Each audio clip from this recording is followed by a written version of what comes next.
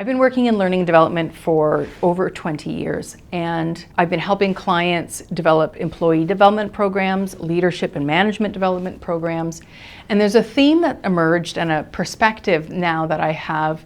It's a bit jaded perhaps, but it's one that recognizes that formal training programs only go so far. Yes, there's a place for them, but if we're looking at really changing performance and improving behavior, going to a course and then going back to the job only goes so far. So if I'm going to learn about how to coach people in a classroom and then I have to go apply it in the job, it's such different environments, and so often the training is an event, it's not continued on, there's no accountability, that participants and leaders and employees struggle to do that. I've come up with a metaphor that explains where formal learning and training programs live and where learning-led employee development lives. Because I think there's a place for both. I'm not suggesting that we get rid of formal training, I'm suggesting that we need to recognize where it's effective and maybe where it isn't effective. So if you can picture a partially constructed bridge.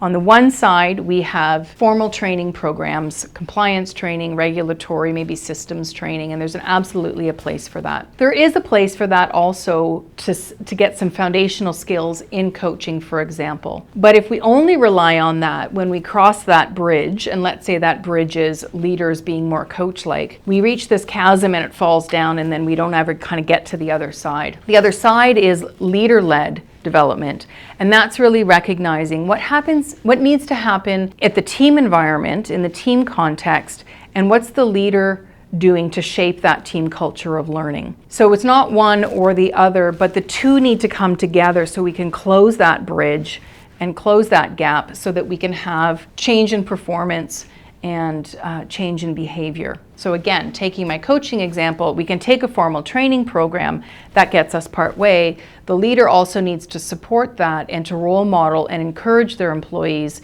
through coaching in order to meet that halfway there. So my philosophy with Lead with Learning is to really focus on that side of the bridge where leaders are taking ownership and stepping into their role to coach and develop their employees. The team culture of programs specifically gives leaders the tools and the resources and the confidence to be able to do that, to be able to focus on their own learning mindset, to build a team culture of learning, and to tap into the organization supports that are available to them so they can be successful as they coach and develop their employees. I hope that metaphor resonates with you, and I hope it's clear that the role that both formal training and leader-led training can have in helping your organization achieve its goals and objectives, whether that's leaders who are more coach-like or higher performing teams or even organizational resiliency and adaptability. If you're interested in hearing more about the philosophy or the program, I'd love to have a conversation. Drop me a line and we can find a time to talk.